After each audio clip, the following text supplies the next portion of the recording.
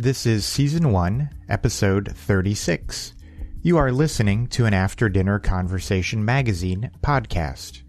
After Dinner Conversation believes humanity is improved by ethics and morals grounded in philosophical truth, and that truth is discovered through intentional reflection and respectful debate.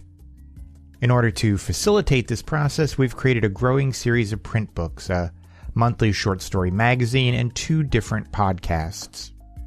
This podcast, Philosophy Ethics Short Story Audiobooks, provides audiobook readings of stories that have appeared in our magazine, and our companion podcast, Philosophy Ethics Short Story Discussions, is where we discuss the ethics of the choices made in the stories as a way to model the kinds of discussions we hope you're having about these readings with friends, family, or students.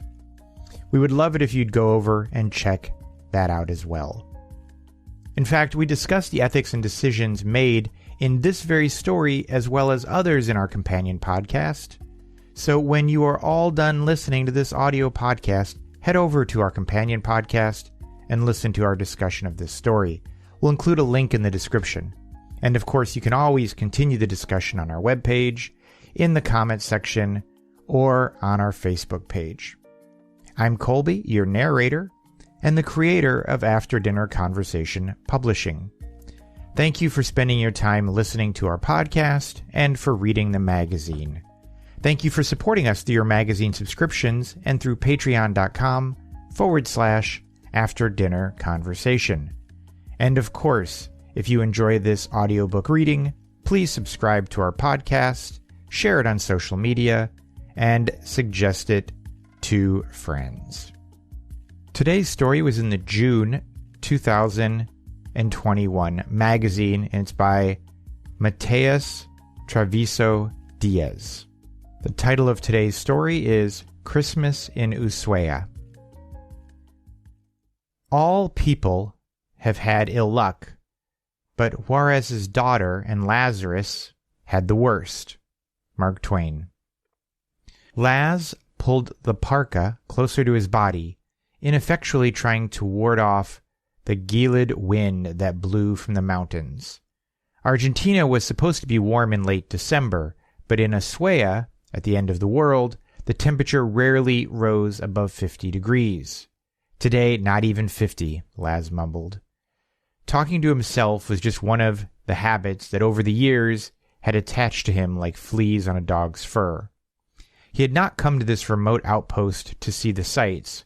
Ushuaia held little of interest to entice a seasoned traveler like himself. It was described in the tourist guides as merely a sliver of steep streets and jumbled buildings below the snow-capped Martial Range of the Andes. He was also not interested in a trip to Antarctica, or in hiking the steep trails of Andorra Valley, or trekking to the Marshall Glacier a couple of hours from town. I'm not athletic, he told himself. Not that his arthritic knees would have allowed him to go ambling about as he used to in his youth. He had signed up for a 4-hour boat cruise on the Beagle Channel that would take him to his goal, the area around the Les Ecuyeres lighthouse. Sailing along the channel of Ushuaia, the boat had passed by sea lions basking on the rocks, cormorants sitting on nests, fur seals, and other wildlife he did not recognize. On Martillo Island, the boat had come close to what the guide described as one of the largest penguin colonies outside of Antarctica. Laz had taken numerous pictures, although he had no expectation he would ever show them to anyone. The boat finally arrived at Las Ecuyeres Lighthouse, an iconic symbol of Ushuaia that the locals called the lighthouse at the end of the world. Its distinctive red and white stripes contrasted sharply with the backdrop of snow-capped mountains north of the channel. Laz would have liked to disembark, but this was not permitted. The end point of the boat tour was Small Bridges Island.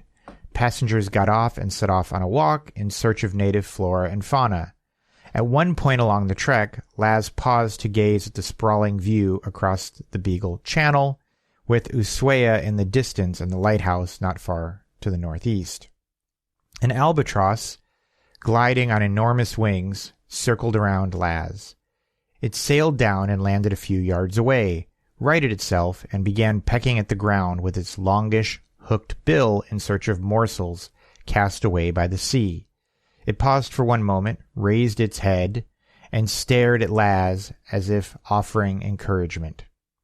Laz extracted from his coat a small notebook with dirty, worn covers and opened it.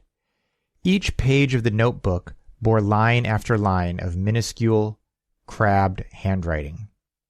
Some of the entries had become blurred by contact with liquids. Others were obliterated by thick horizontal lines.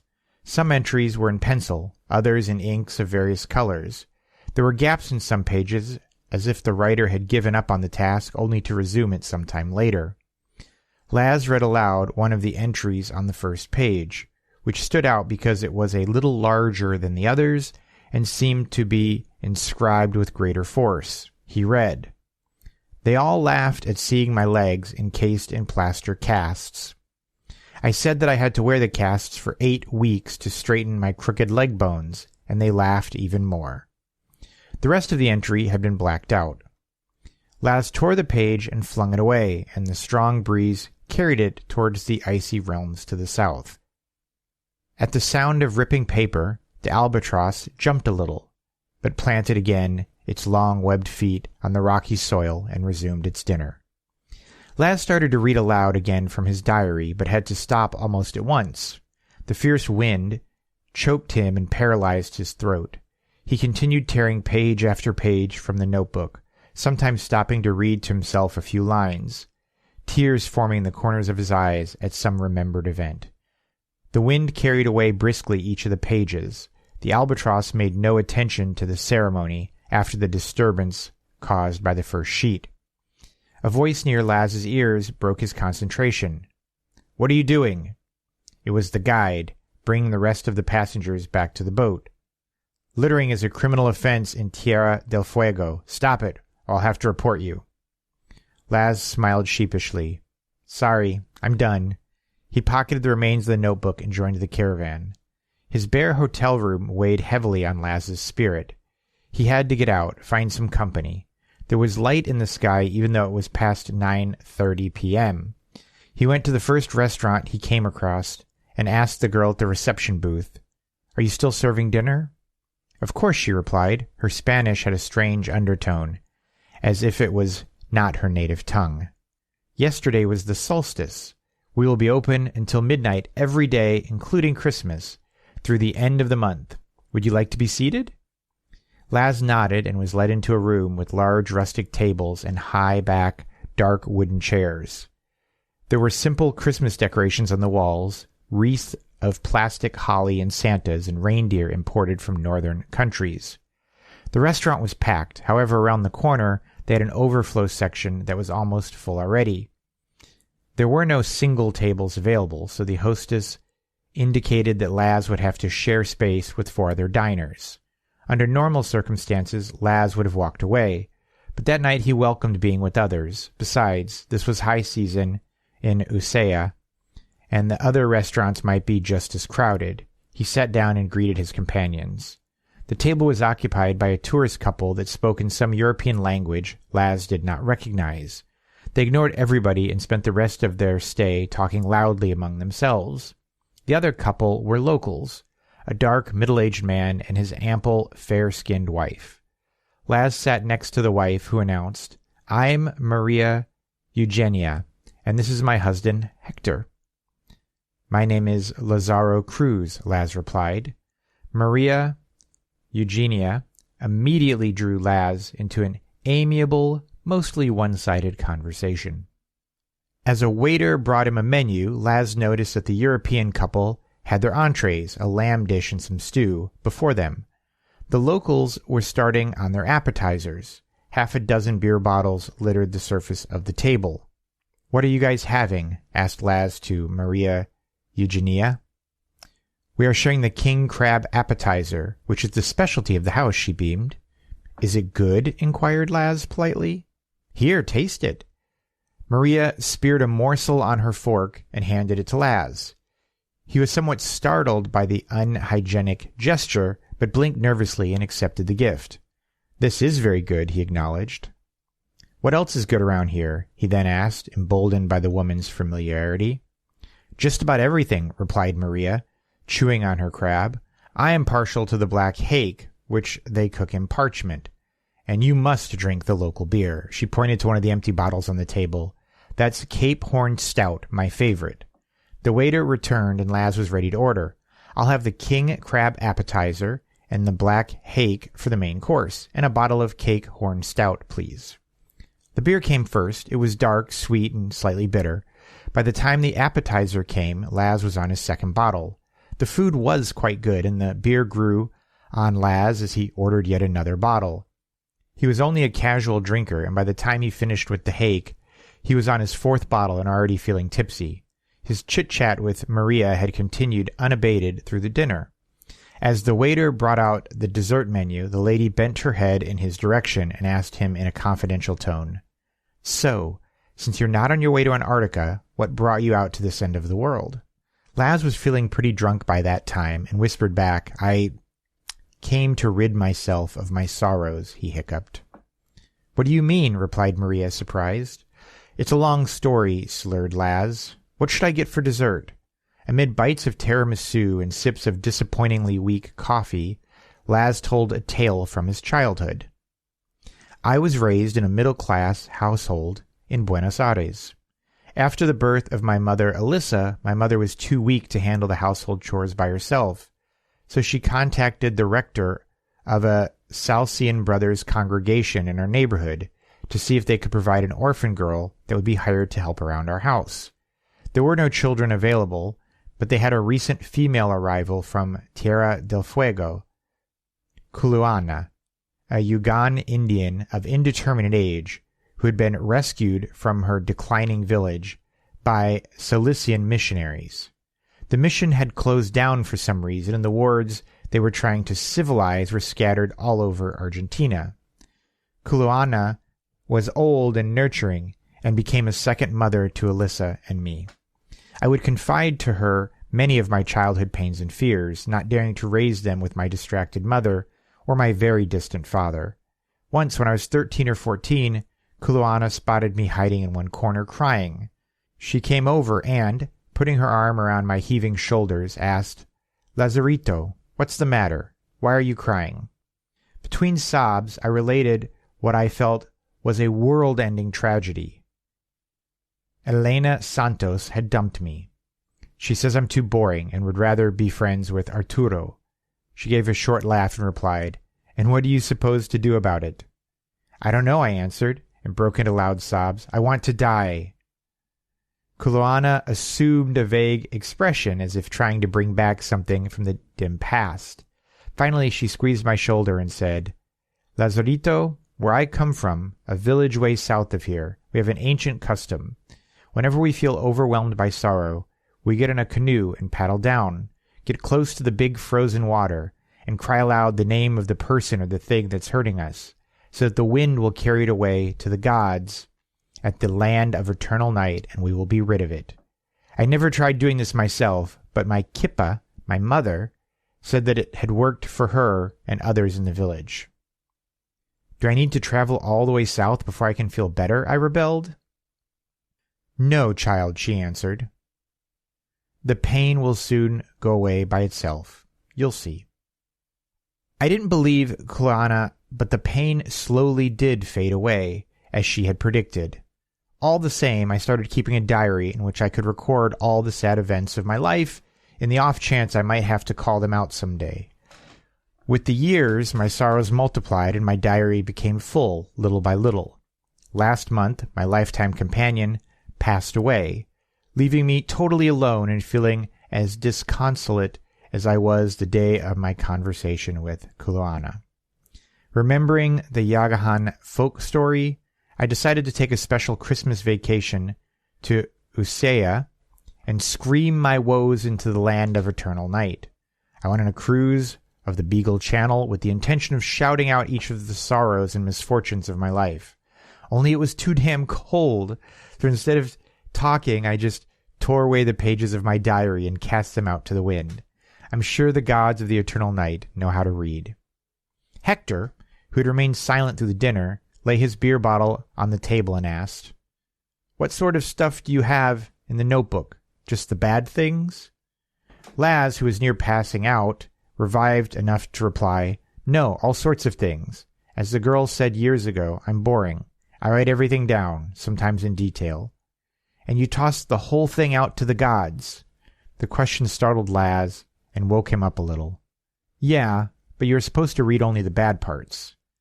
Maria picked up from her husband. "And how are you supposed to know which parts are good and which bad?" Laz was saved from having to answer the question by the European couple, who had just paid their check and got up with a clattering of chairs, said buenas noches in barbarous Spanish, and taken off. Laz was still watching the Europeans make their exit when Maria resumed. "See, it's not always easy to tell.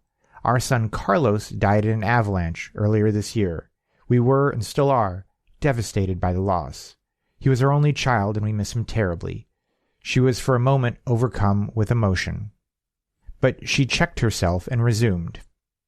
"But his death has brought my husband and I closer together, and we are enjoying helping raise little Maria Luisa, our granddaughter." Hector cut in. "When I was a young man, I was fired from a job as insurance adjuster because my manager wanted to make room for his nephew to be brought in, fresh out of high school. I was appalled and downcast by the injustice. But in the process of looking for another job, I met Maria. So you can say that a great ill led to happiness after the fact. Didn't something like that ever happen to you?" Laz started to protest. "Well, that may have occurred in an instance or two, but there is no comparison between getting fired from a job and losing your wife or your parents and experiencing other losses as I have." Maria would not let him go on. "Yes, if you live long enough, you'll gather your share of sadness. But if you try to erase everything in your past, your life will become as empty as your notebook after you have cast its pages to the wind." "Maybe the gods of the eternal night don't know how to read, after all," replied Laz vacantly, resting his head on the table and starting to snore. Maria elbowed him back to wakefulness. "Time to go to bed, my friend. Tomorrow is Christmas. Would you like to come have a holiday dinner with us?"